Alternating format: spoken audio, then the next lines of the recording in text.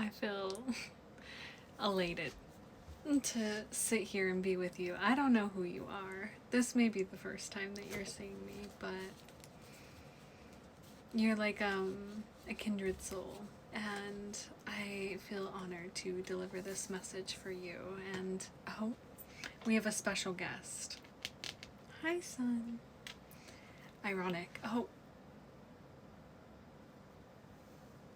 you really need to listen to this message. My freaking earring just fell out, and my son just showed up, and he is a very sweet boy. If you guys haven't met me, by the way, hi, I'm Izzy. I go by 8th House Mercury here and Astremia on my other account where I do evolutionary astrology. This is Solus, and he's really present. He's really here. I guess I'm going to tell you a story about him, and it might be a sign for some of you guys. So before he showed up in my life, I had a dream about a very large golden dragon, in which this dragon told me, my name is Solus, S-O-L-A-S, and I will be coming in the form of a cat. And this cat will have orange markings on him, and he is an orange flame point. And he showed up 2 weeks later. I was not expecting another cat, for preface, so little story. Yeah, anyways, let's talk about you. You are like genuinely a star, which again is why I'm not surprised that he just popped up here. You are, and I'm not saying like a pop star, I'm not, though that could be a quality or a texture of this experience for you.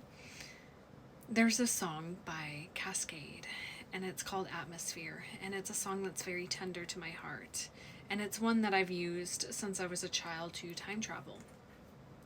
And the lyrics here say, when I was young, I would stand alone, with visions of worlds that were all my own. The lights in the sky aren't that far away, living in the vastness of outer space. All my life, I've been a star, holding the light up in the dark, while I try to keep clear of all the waves in your atmosphere.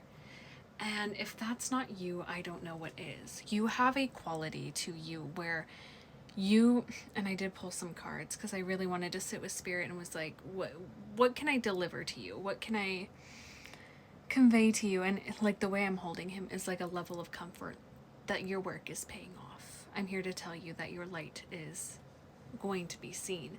And we're about to get deep, so buckle up. If you're not ready, maybe save this for later when you have the capacity to receive an in-depth message. And all I ask in exchange, if it feels resonant to you, is that you guys take some time to subscribe to my newsletter. It's totally free.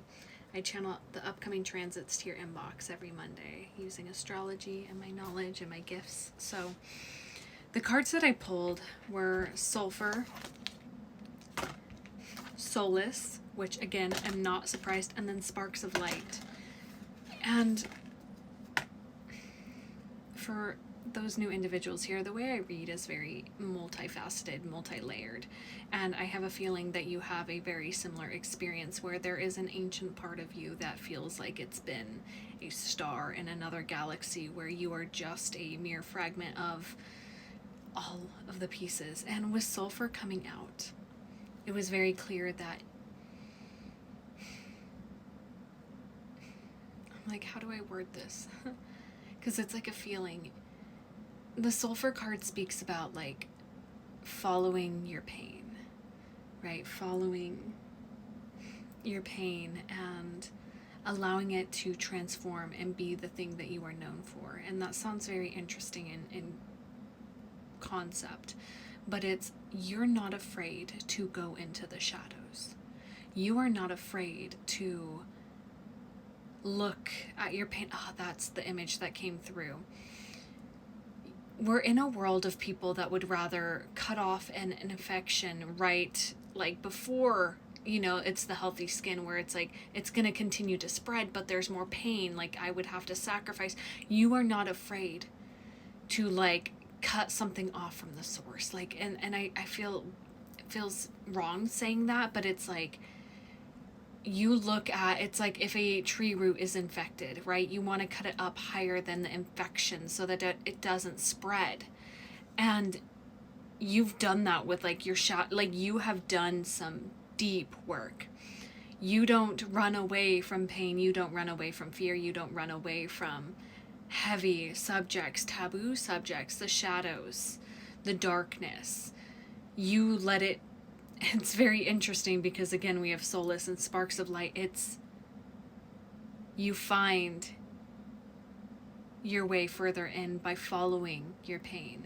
It's the Rumi quote that's coming to mind of like, you know, the wound is where the light touches you, right? Like where it's supposed to go through. You have to like really allow that to open up. And you are that for others. You choosing to do this level of healing, this level of excavation, this level of in-depth work is making waves. And we have Uranus at the bottom here.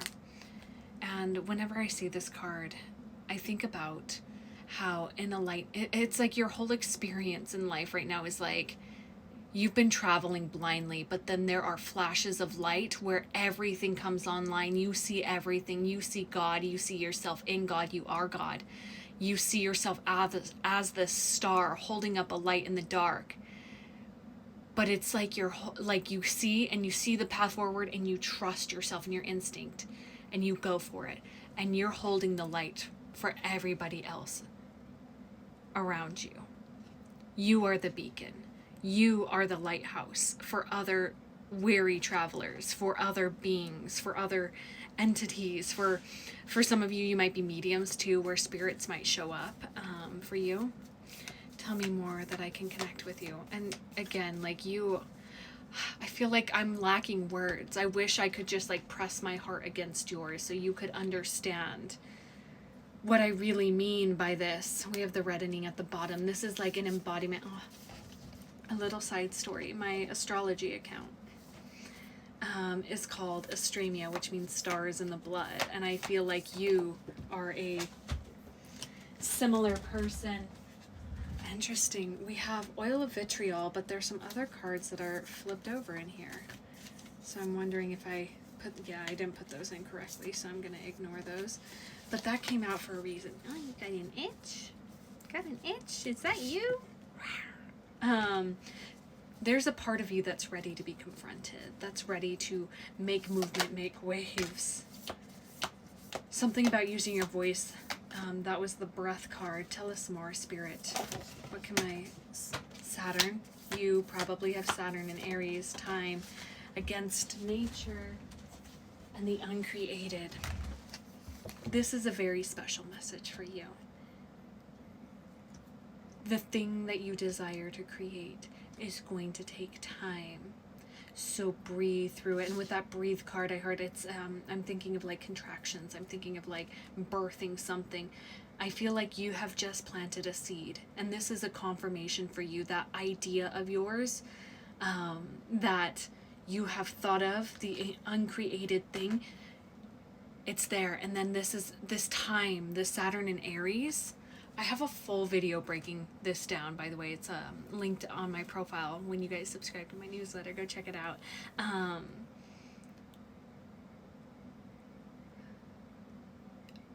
I genuinely have no words. Like you are going to be birthing, midwifing something that is so needed for this world. And I can't say it because it's your idea. And it's almost like it would corrupt the birth process if I were to try to name it, but it has something to do with against nature, which means something that you deem like not of this world yet. It doesn't make sense within our society, but you are going to create it. You are going to bring it into form. Oh, last card, antimony. The animal inside of you is ready to come out. Again, something with your voice, even like admitting it to yourself or saying it out loud or sharing it with somebody. But this work, it takes day-to-day devotion. You have to continue to clean the glass and continue to clean your visions and stay connected with the light within you and continue to shine it no matter what, okay? I love you guys. All right, bye.